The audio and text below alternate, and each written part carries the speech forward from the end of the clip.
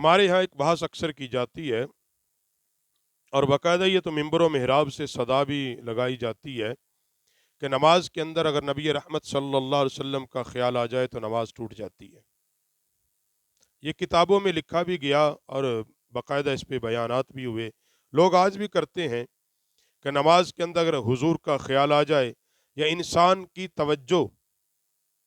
نماز میں حضور سید عالم صلی اللہ علیہ وسلم کی طرف چلی جائے تو نماز ٹوٹ جاتی ہے، فاسد ہو جاتی ہے، اور بہت کچھ بکا جاتا ہے، کہا جاتا ہے۔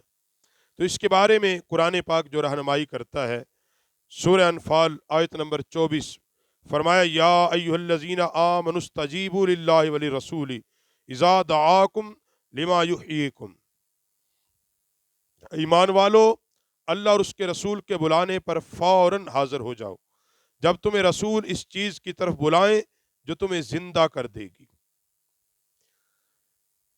ابو داؤد شریف کے اندر 1458 نمبر حدیث ہے، ابن ماجہ کے اندر 3785 نمبر یہ حدیث ہے۔ حضرت سعید بن معلہ رضی اللہ تعالیٰ عنہ فرماتے کہ میں نماز پڑھ رہا تھا تو نبی رحمت صلی اللہ علیہ وسلم میرے پاس سے گزرے اور آپ علیہ الصلاۃ والسلام نے مجھے بلایا جس وقت میں نماز پڑھ رہا تھا۔ کہتے حتیٰ کہ میں نے نماز کو مکمل کیا، اور نماز کو مکمل کرنے کے بعد میں آپ صلی اللہ علیہ وسلم کی خدمت میں حاضر ہو گیا تو آپ علیہ الصلاۃ والسلام نے فرمایا، تمہیں کس چیز نے میرے پاس آنے سے روکا تھا؟ تمہیں کس چیز نے میرے پاس آنے سے روک دیا تھا؟ عرض کی، یا رسول اللہ، میں نماز پڑھ رہا تھا۔ پھر نبی علیہ الصلاۃ والسلام نے قرآن کی اس آیت کو تلاوت کیا، اور ایک روایت کے اندر یہ آتا ہے کہ جب نبی علیہ الصلاۃ والسلام نے فرمایا کہ تمہیں کس چیز نے روکا تھا میرے پاس آنے تھے، تو عرض کی، یا رسول اللہ، میں نماز پڑھ رہا تھا تو اللہ نے قرآن بھیج دیا۔ فرمایا کہ اے ایمان والو، جب میرا محبوب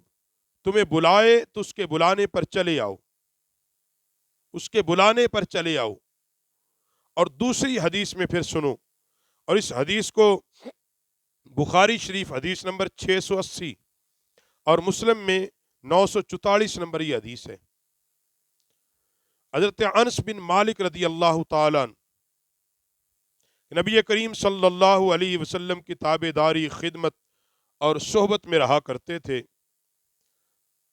حضرت انس بن مالک حضور سید عالم صلی اللہ علیہ وآلہ واصحابہ وبارک وسلم کی صحبت اقدس میں نبی رحمت صلی اللہ علیہ وسلم کی صحبت و خدمت میں رہا کرتے تھے، اور کہتے ہیں کہ نبی علیہ الصلاۃ والسلام کی تکلیف، وہ تکلیف جو حضور کو آخری ایام میں ہوئی اور جس کی سبب حضور سید عالم صلی اللہ علیہ وسلم اس دنیا سے پردہ فرمایا، حضرت انس ان دنوں کی بات کر رہے ہیں، یعنی سرکار علیہ السلام کے زمانہ ظاہری کے آخری ایام۔ ان دنوں نبی رحمت صلی اللہ علیہ وسلم نے حکم ارشاد فرمایا کہ ابو بکر کو کہو نماز پڑھائیں۔ تو کہتے حضرت سیدنا ابو بکر صدیق رضی اللہ تعالیٰ عنہ نماز پڑھاتے رہے حتیٰ کہ پیر شریف کا دن آ گیا۔ پیر کا دن آیا، ہم سب نماز ادا کر رہے تھے کہ نبی کریم صلی اللہ علیہ وسلم اپنے حجرہ مبارک، حجرہ اماں عائشہ الصدیقہ سے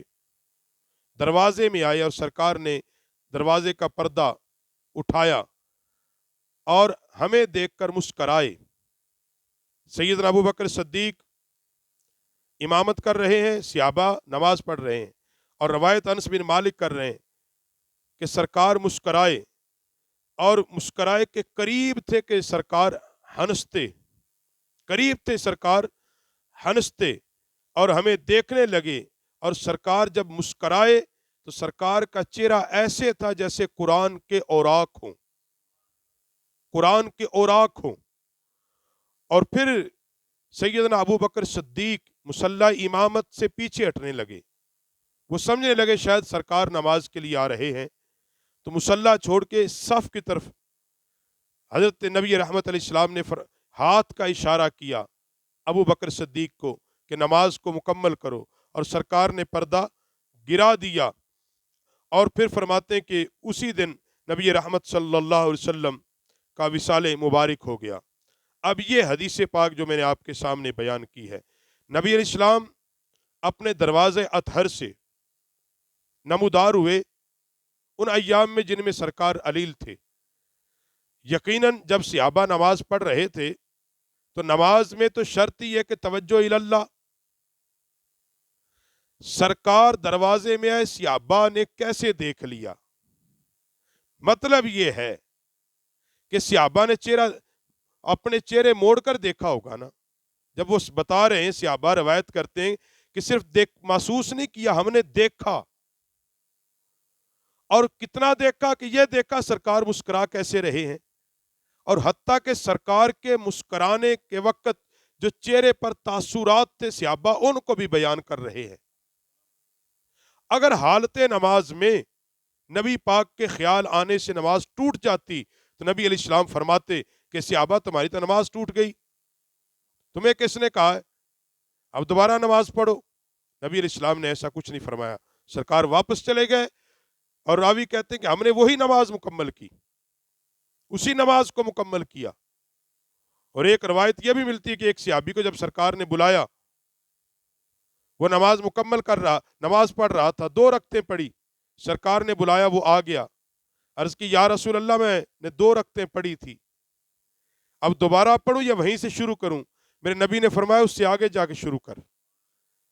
جب رسول اللہ کے بلانے پہ آتے ہیں تو نماز نہیں ٹوٹا کرتی۔ تو بتانے کا مقصد یہ کہ یہ جو فساد بپا کیا جاتا ہے کہ جی نماز میں اگر نبی کا خیال آ گیا تو نماز ٹوٹ گئی، تو بھئی جب آپ التحیات تشہد پڑھیں گے اور کہیں گے السلام علیکہ ایھا النبی، جب حضور کا نام ہی لیں گے تو پھر خیال کدھر جائے گا؟ خیال تو آئے گا، خیال تو آئے گا جب آپ درود پاک پڑھیں گے اللہم صلی علی محمد وعلی آل محمد، حضور کا جب نام لیں گے، اور صرف حضور کا نام ہی نہیں، یہاں تو حضور کی آل اور اولاد کا بھی خیال آئے گا جب اللہم صلی علی محمد وعلی آل محمد، اور یہاں صرف حضور کا ہی نہیں، درود پاک کے اگلے حصے میں اللہم بارک علی محمد وعلی آل محمد کما بارکتا علی ابراہیم وعلی آل ابراہیم، یہاں تو جناب سیدنا ابراہیم علیہ السلام کا بھی ذکر ہے، ابراہیم کی اولاد کا ذکر ہے، مصطفیٰ کریم کا ذکر ہے، مصطفیٰ کی اولاد کا ذکر ہے، تو جب پڑھیں گے خیال تو جائے گا نا، جب تشہد پڑھیں گے حضور کا نام لیں گے خیال تو جائے گا نا۔